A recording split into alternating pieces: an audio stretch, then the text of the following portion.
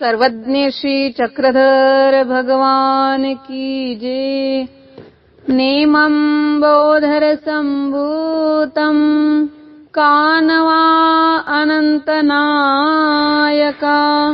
प्रभु नमामि गोविंदं जीवविद्या विभंजकम् सर्वज्ञ श्री गोविंद प्रभु महाराज की जय। साधन दाता सर्वज्ञ श्री चक्रधर स्वामी पंचकृष्णांना हृदयी स्मरून श्री गुरुचरणी विनत कंदर होऊन सर्व श्रोत्यांना सविनय साष्टांग दंडवत प्रणाम। महानुभाव संत विचारधारा या युट्यूब चॅनल वरती आपणा सर्वांचे मनपूर्वक सहर्ष स्वागत। प्रकरण 6 गृहस्थ धर्मीयांचे नैमित्तिक विधी। ज्या विधी क्रिया एखाद्या प्रसंगानुरूप निमित्ताने कराव्या लागतात, ज्यांचा योग नेहमी येत नाही, अशा क्रियांना नैमित्तिक विधी म्हणतात।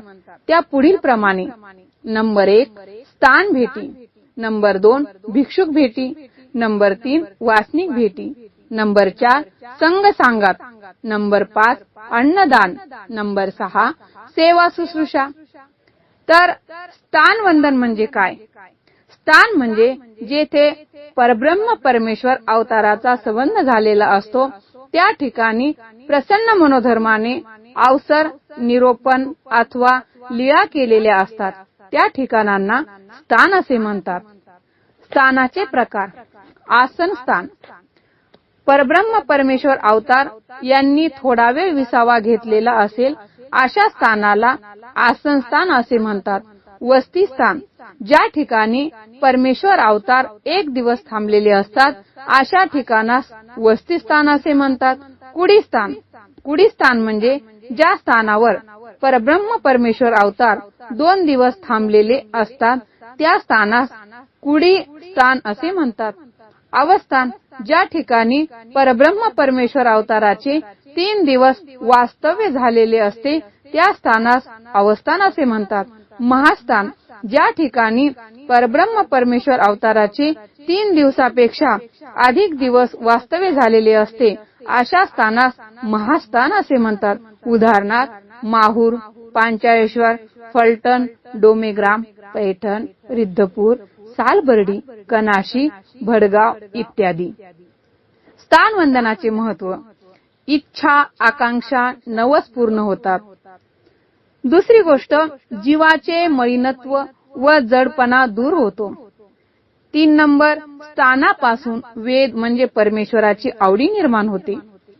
स्थान भेट, गृहस्थ धर्म आचरित असताना संसारिक व्यापातून वेळ काढून आपल्या आवडीनुसार सहकुटुंब एखादे स्थान वंदन करण्यास गेले पाहिजे।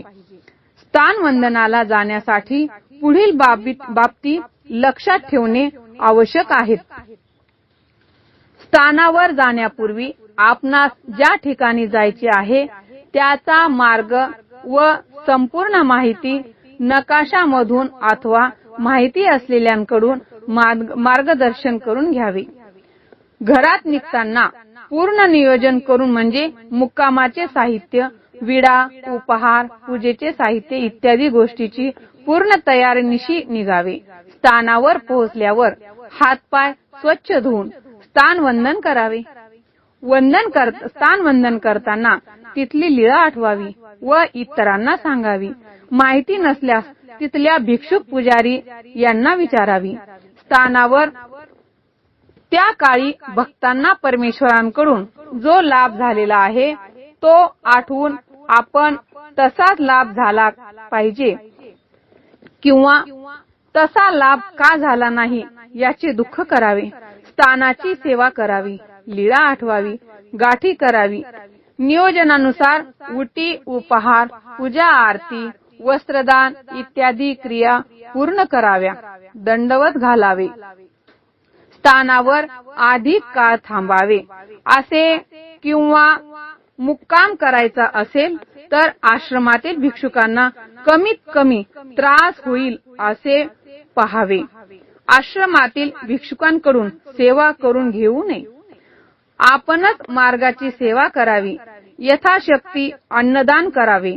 योग्य अशा द्रव्य पूजा करावी. परत निघताना अधिकरणाजवळ प्रसव मोडावा. भिक्षू भेट.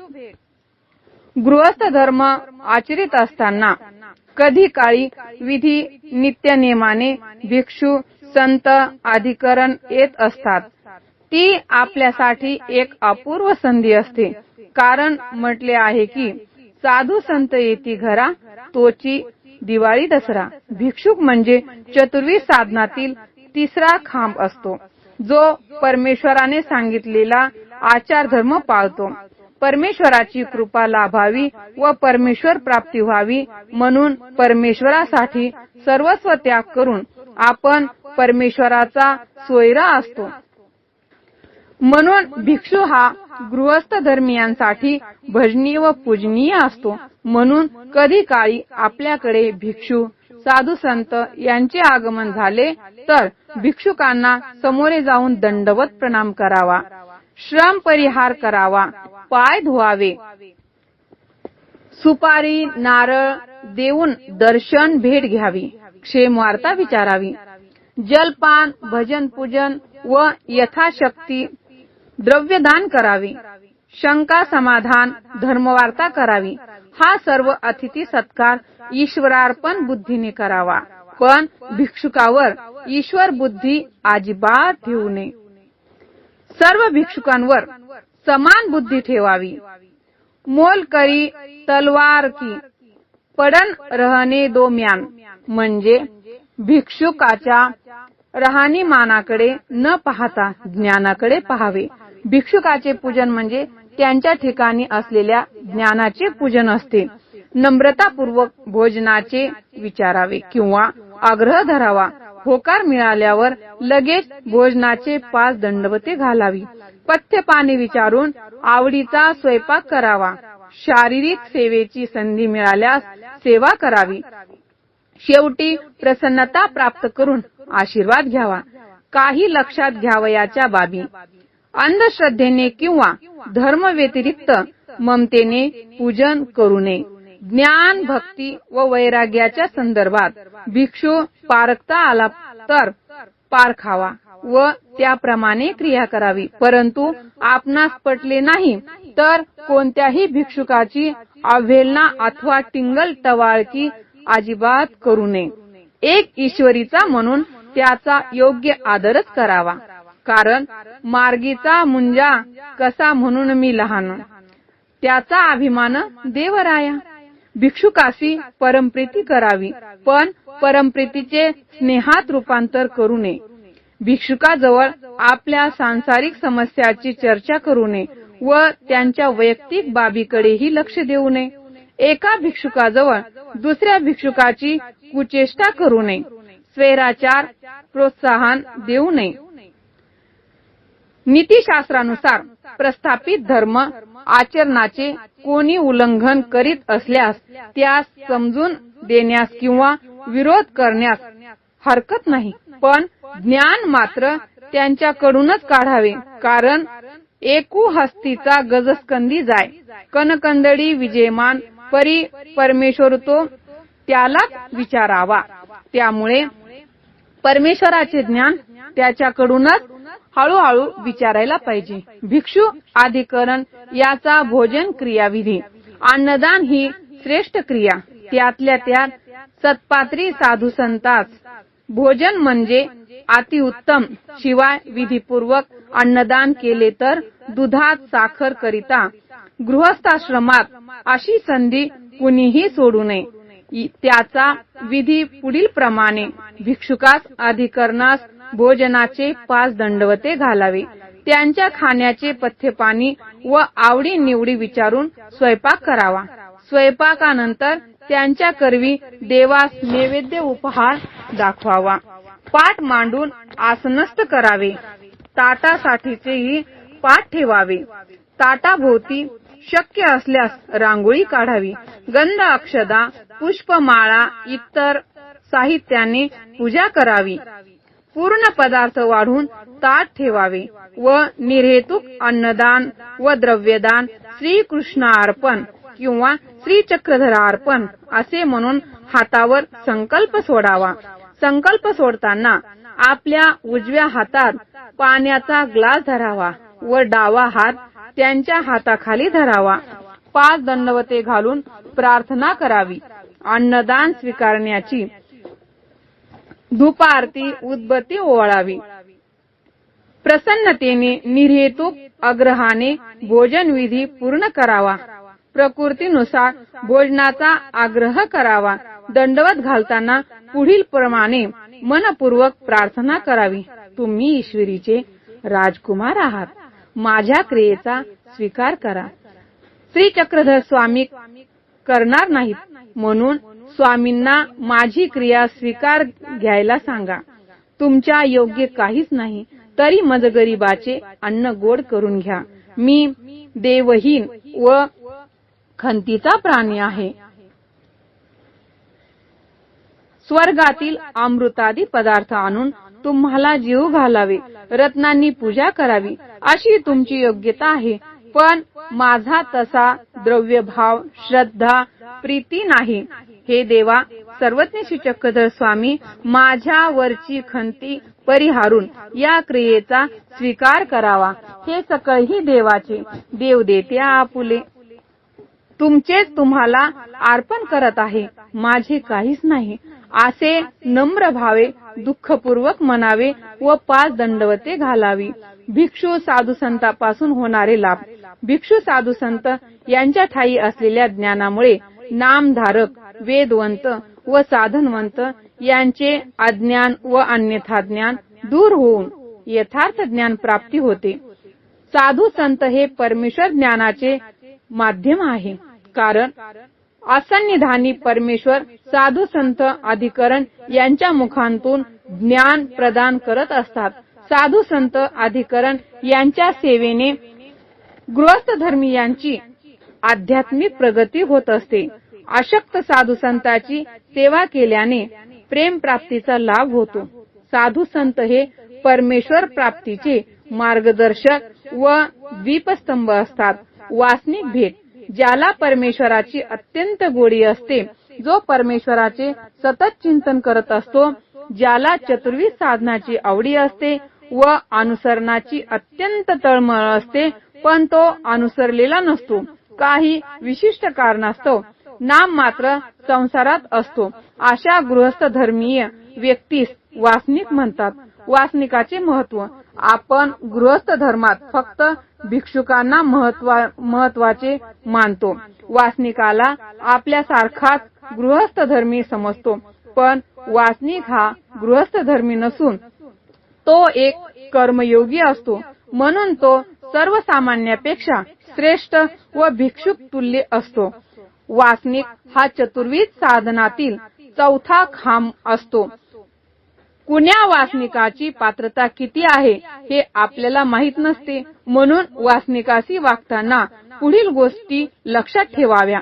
वासनिक भेटला असता त्याला स्वतःहून दंडवत प्रणाम करावा. आपल्याकडे येणाऱ्या नातेवाईकांपेक्षाही अधिक आवडीने आदर आतिथ्य करावे. आपल्याकडे होणाऱ्या धार्मिक कार्यक्रमात आमंत्रण द्यावे. वासनिकाशी परमप्रीती करावी, कारण तो अच्युत गोत्रीय असतो. वासनिकाला आडी अडचणीच्या वेळी मदत करावी. वासनिकाची भेट स्वतःहून घ्यावी, कारण देव दुर्लभ त्याही पेक्षा देवाते आठवी तो दुर्लभ. भेट निर्हेतुक असावी. भेटीची ओढ कायम असावी. संग सांगात. गृहस्थ धर्मात असताना मोक्ष मार्गाची वाटचाल करण्यासाठी धर्माचे ज्ञान वाढावे आवश्यक असते. पण ज्ञान हे स्वतःहून कुणाचे दार ठोकवित नसते. ज्ञान प्राप्तीसाठी आपल्याला स्वतः प्रयत्न करावे लागत असतात. त्यासाठी चतुर्विध साधनाच्या सहाय्याची गरज असते. स्थान, भिक्षू, वासनी, प्रसाद. आपल्या गुरुचे सन्निधान नेहमी लाभत नाही. करिता सत्संग, भिक्षू, ज्ञानी, अधिकरण यांच्या सहवासात राहावे. घर बसल्या नुसती पुस्तके, ग्रंथ वाचून ज्ञान प्राप्त होत नसते. ते अधिकृत अधिकरणाकडूनच घ्यावे लागते. म्हणून ज्ञानी अधिकरणाचे धार्मिक प्रवचन, पोथी इत्यादी कार्यक्रमात उपस्थित राहून ज्ञानाचा लाभ घ्यावा. संत सहवासात शास्त्र चर्चा करून शंका समाधान करावी. घरी आलेल्या भिक्षुकांजवळ धार्मिक चर्चा करावी. सत्संगाला उपस्थित राहावे. वेळ काढून काही दिवस आश्रमात साधू संतांचा सहवास करून ज्ञान प्राप्ती करावी. विधियुक्त आचरणाचे ज्ञान करून घ्यावे.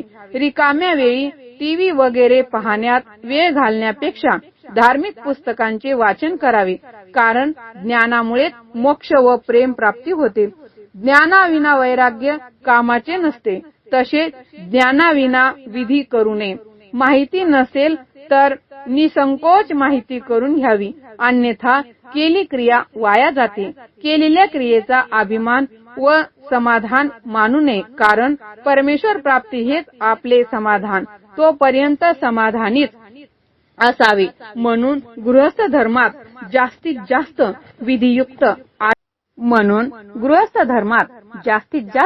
विधियुक्त आचरण करून ज्ञान वाढवण्याचा प्रयत्न करावा. अन्यथा न्यूट्रल गिअर मध्ये कितीही गाडीचे इंजन चालविले तर इंजन वाया जाईल, पण गाडी पुढे सरकणार नाही व पुढील प्रवास होणार नाही. म्हणून गृहस्थ धर्मात न्यूट्रल म्हणजे निष्क्रिय न राहता क्रियाशील असावे. म्हणजे विधियुक्त क्रिया, ज्ञानार्जन व आचरणशील राहावे. सुज्ञान अधिक सांगावे न लगे. दंडोत प्रणाम. जय श्री चक्रधर.